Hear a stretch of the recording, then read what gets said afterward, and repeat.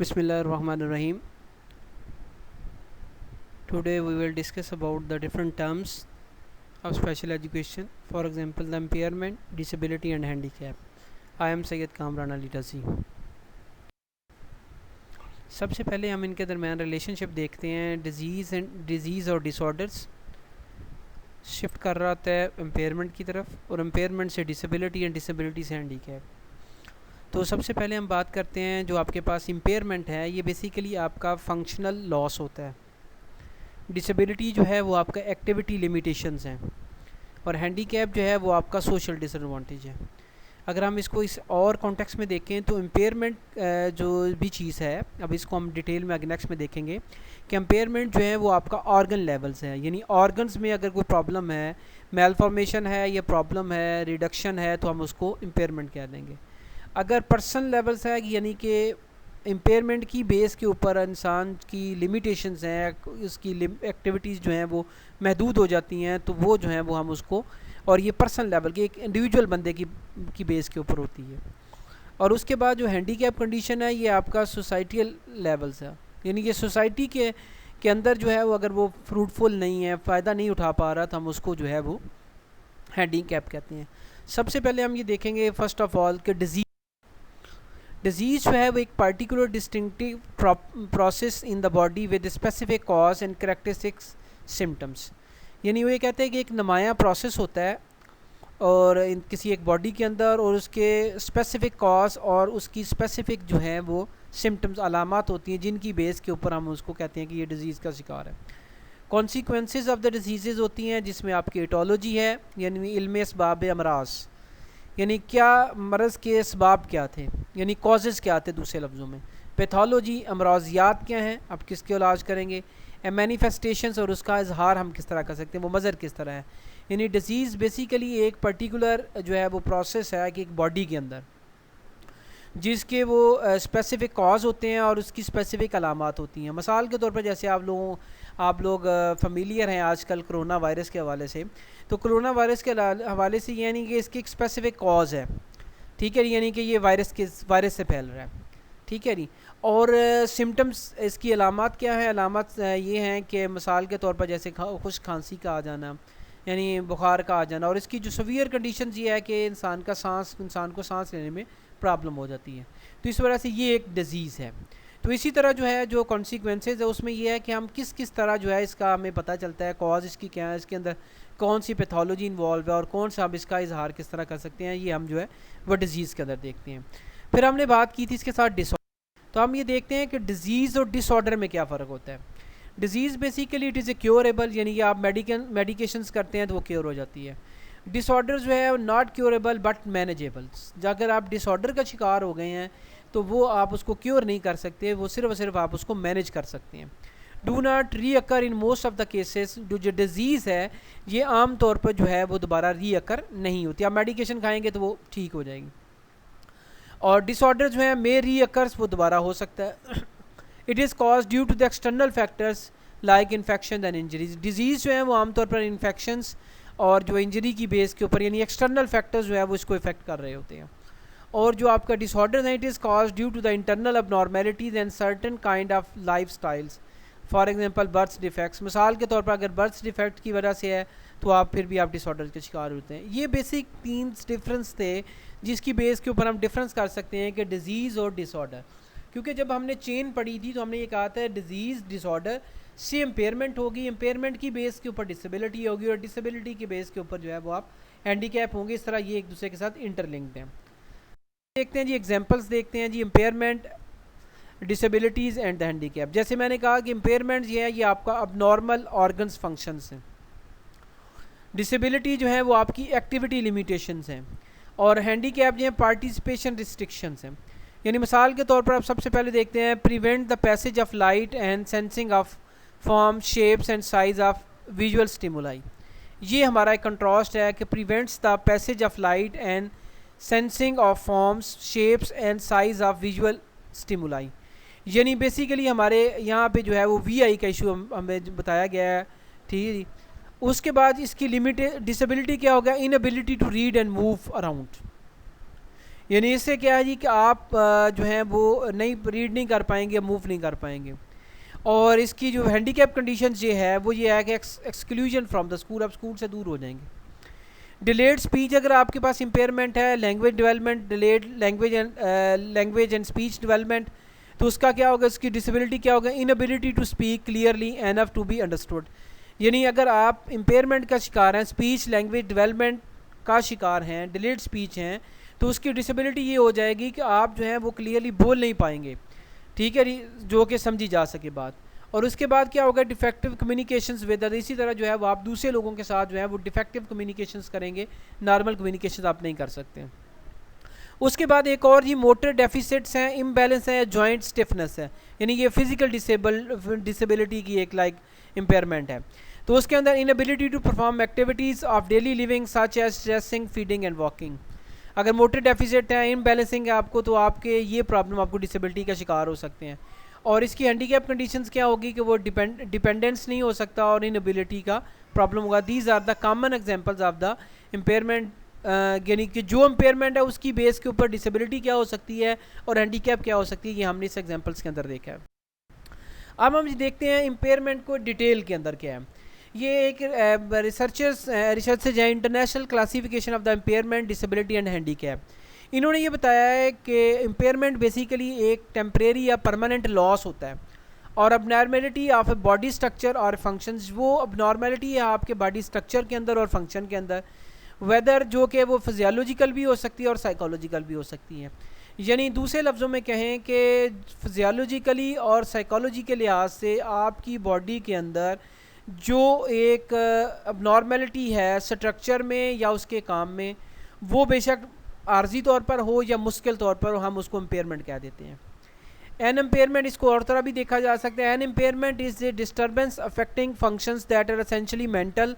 जो इम्पेयरमेंट है वो डिस्टर्बेंस करती है अफेक्टिंग फंक्शंस के अंदर, दैट आर एसेंशियली, जो आम तौर पर जो है वो मेंटल, यानी मेमोरी एंड कॉन्शियसनेस, और sensory internal organs, heart and kidney and the head, the Trunks and the limbs. यानी अगर इन तमाम एरियाज़ में कोई भी चीज़ इफ़ेक्ट कर रही है फंक्शंस को, तो जो है वो बंदा जो है वो इम्पेयरमेंट का शिकार है। इसमें हम देखते हैं इम्पेयरमेंट्स की मज़ीद क्लासिफिकेशन। वर्ल्ड हेल्थ ऑर्गेनाइजेशन जो है, वर्ल्ड हेल्थ ऑर्गेनाइजेशन के मैनुअल्स के मुताबिक जो है इंटेलेक्चुअल इम्पेयरमेंट्स होती हैं, जिसके अंदर आपकी इंटेलेक्चुअल्स इम्पेयरमेंट, मेमोरी के रिलेटेड इम्पेयरमेंट्स, थिंकिंग से रिलेटेड इम्पेयरमेंट्स, ये सारी इसके अंदर शामिल होती हैं। अदर साइकोलॉजिकल इम्पेयरमेंट्स, जिसके अंदर आपकी consciousness and the wakefulness, perceptions and the tensions, emotives and the volitions functions, behavior pattern impairments. तीसरी जो है आपकी लैंग्वेज इम्पेयरमेंट्स। लैंग्वेज इम्पेयरमेंट, जैसा कि आप लोगों को फेमिलियर है कि लैंग्वेज से पहले स्पीच होती है, आपको स्पीच या लैंग्वेज इम्पेयरमेंट हो सकती हैं। ओरल इम्पेयरमेंट्स के अंदर क्या होगा, आपको auditory sensitivity, other auditory and the oral impairments. Ocular impairments में क्या है, आपकी visual equity, other visual than ocular impairments होती हैं। विसीरियल इम्पेयरमेंट के अंदर क्या है, आपके इंटरनल ऑर्गन्स कौन कौन से डिस्टर्ब हैं, इम्पेयर्ड क्या शिकार हैं। अदर सोशल फंक्शंस क्या हैं, स्पेशल फंक्शंस कौन से हैं। स्केलेटल इम्पेयरमेंट के अंदर क्या है, हेड एंड ट्रंक्स रीजन्स होते हैं। Mechanicals and motor impairments of the limbs होती हैं, और डेफिशिएंसीज ऑफ द लिम्स होती हैं। उसके बाद एक और इम्पेयरमेंट को इस तरह क्लासीफाई किया जाता है, डिसफिगुरेशंस। और उसके बाद जो है generalize sensory and other impairments. ये थी इम्पेयरमेंट्स की classification according to the World Health Organization manual. उसके बाद हम देखते हैं जी डिसेबिलिटी के लिए। डिसेबिलिटी ये है एनी रिस्ट्रिक्शंस और inability to perform any activity in the manner और within the range considered normal for a human beings, mostly resulting from impairments. वो ये कहता है कि अगर एक नॉर्मल इंसान की एक्टिविटीज़ जो भी हैं, अगर उसमें कोई रिस्ट्रिक्शन आ जाती है, तो हम ये कह देते हैं कि वो बंदा डिसेबिलिटी का शिकार है। और आम तौर पर ये जो है वो इम्पेयरमेंट का रिज़ल्ट होती हैं, इम्पेयरमेंट की बेस के ऊपर होती हैं। ये भी जो international classification of the impairment, disability and handicaps के मुताबिक है। उसी के मुताबिक जो है क्लासिफिकेशन ऑफ द डिसेबिलिटीज़ हैं, डिसेबिलिटीज़ की different like the behaviour disabilities, like behaviour से जैसे awareness disabilities and disabilities in relations.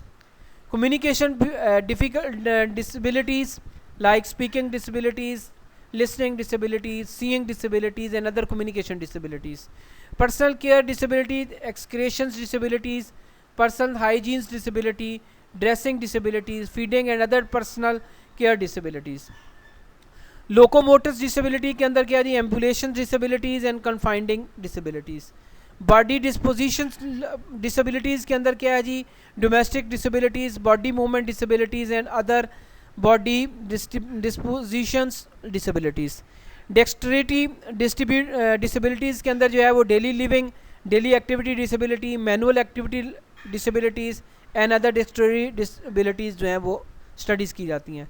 Situational disabilities यानी सिचुएशंस की बेस के ऊपर, जैसे dependence and endurance disabilities, environmental disabilities. कुछ डिसेबिलिटीज़ ऐसी भी होती हैं जैसे like this the particular skin disabilities and other equity activity restrictions disabilities. ये भी क्लासिफिकेशन जो है वो according to the World Health Organizations manuals के मुताबिक है. इसके बाद हम ये हैंडीकैप क्या होती है. This is the result of an impairment or disability that limits or prevents the fulfillment of one or several roles regarding as normal depending on age, sex and social and cultural factors. यानी दूसरे लफ्ज़ों में ये कहा जाता है कि disability की बेस के ऊपर जो इंसान सोसाइटी से अपने जो है वो फ़ायदे नहीं ले पाता, सोसाइटी में एक जिस तरह एक नॉर्मल इंसान अपने जो इस तरह काम कर रहा होता है, जिस तरह वो नॉर्मल सोसाइटी में वर्किंग कर रहा होता है, अगर वो नहीं कर पा रहा तो वो बच्चा जो है वो जो क्लाइंट है वो जो है वो हैंडीकैप कंडीशन का शिकार है. ये भी जी according to the international classification the impairment and disability and handicaps. और आप ये जो है ये डिपेंड करती हैं ऑन द एज के हवाले से भी, सेक्स के हवाले से भी, सोशल एंड कल्चरल फैक्टर्स के हवाले से भी जो है वो हैंडीकैप हो सकती हैं. इसके बाद ये क्लासिफिकेशन ऑफ द हैंडीकैप्स हैं जिसमें आपका ओरिएंटेशन हैंडीकैप्स हैं, orientation related. Physical independence handicap, जैसे ही आपके फिजिकल हैंडीकैप चिल्ड्रन होते हैं. मोबिलिटी हैंडीकैप यानी ऐसे बच्चे जिनको मोबिलिटी का प्रॉब्लम है. ऑक्यूपेशनल हैंडीकैप जिसका कि ऑक्यूपेशन से रिलेटेड है. सोशल इंटीग्रेशन हैंडीकैप यानी इन बच्चों को सोशल इंटीग्रेशन का प्रॉब्लम होता है. Economic self sufficiency handicap and the other handicaps. ये तमाम क्लासिफिकेशन जो हैं ये नॉर्मली जो हैं वो हमने इन डेप्थ में देखी है कि क्या चीज़ें होती हैं. और इनको जो है मज़ीद फर्दर जो है वो सब डिवाइड किया जाता है अकॉर्डिंग टू द सिचुएशंस के लिहाज से, या जिस तरह हमें चीज़ें नज़र आ रही होती हैं. हम ये देखते हैं ये एक और एक रिलेशनशिप है जो हमने सबसे पहले देखा था. एट द एंड कंक्लूजन में क्या है जी कि डिजीज़ ऑनसेट्स कब हुई हैं, इम्पेयरमेंट के बाद आपको साइन एंड सिम्टम्स नज़र आएंगे तो आप डिसेबिलिटी का शिकार हो जाएंगे. डिसेबिलिटी और हैंडीकैप को हम कहेंगे तो वो आपको कॉन्सिक्वेंसेज आ जाएंगी. यानी इम्पेयरमेंट क्या है, लॉस और normality of the physiological, psychological, anatomical structure और फंक्शंस. यानी किसी भी स्ट्रक्चर के अंदर या फंक्शन के अंदर जो खा बेशक साइकोलॉजिकल के हवाले से हो, खा वो फिजियोलॉजिकल के हवाले से हो या एनाटॉमी से हवाले से हो, अगर उसमें कोई भी नॉर्मेलिटीज़ आ गई है तो हम उसको इम्पेयरमेंट कह देंगे. और इम्पेयरमेंट की बेस के ऊपर अगर आप फंक्शन नहीं कर पा रहे, आप जो है वो आपकी लिमिटेशंस हो गई हैं, तो हम ये कहेंगे वो बंदा जो है वो डिसेबिलिटी का शिकार है. Restriction inability to perform a function that may result from an impairment, तो वो बंदा जो है वो डिसेबिलिटी का शिकार हो जाएगा. एंड अगर हैंडीकैप क्या है कि अगर डिसेबिलिटी की बेस के ऊपर वो नॉर्मल लोगों की तरह जो एक नॉर्मल बंदे का रोल होता है उस तरह का रोल नहीं अदा कर पा रहा किसी भी इम्पेयरमेंट की बेस के ऊपर, तो हम उसे कहेंगे वो हैंडीकैप कंडीशंस के अंदर है. और हैंडीकैप कंडीशंस के लिए कोई डिसेबिलिटी या इम्पेयरमेंट का होना ज़रूरी नहीं भी होता. यानी दूसरे लफ्ज़ों में ये कि हैंडी पे कंडीशंस का नाम है.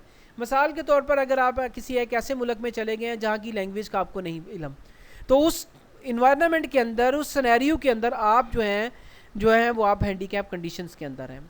यानी जब तक आपको वो लैंग्वेज नहीं आएगी आप उनके साथ कम्युनिकेट नहीं कर पाएंगे, वो आप हैंडीकैप हो गए हैं. Disadvantage that results when disability or impairments limits or prevents the fulfilment of the role. यानी जो आपका रोल था उस कंट्री के अंदर जो आप करने चाह रहे थे आप उस वक्त नहीं कर पा रहे जब तक आपको लैंग्वेज का प्रॉब्लम है. जो ही बेशक क्योंकि हमने ये बात कही है कि ये टेम्परेरी बेसिस के ऊपर होते हैं, यानी एम्पेयरमेंट में हमने ये बात क्लियर की थी कि एम्पेयरमेंट टेम्परेरी बेसिस के ऊपर भी होती हैं. तो इसी तरह जो है वो उसी की बेस के ऊपर बात है. हैंडीकैप जो है वो ये भी एक कंडीशंस का नाम है कि जैसे ही आप उस सिनेरियो से बाहर निकलेंगे आप हैंडीकैप कंडीशन से बाहर आ जाएंगे, आप नॉर्मल इंसान की तरह ट्रीट करेंगे.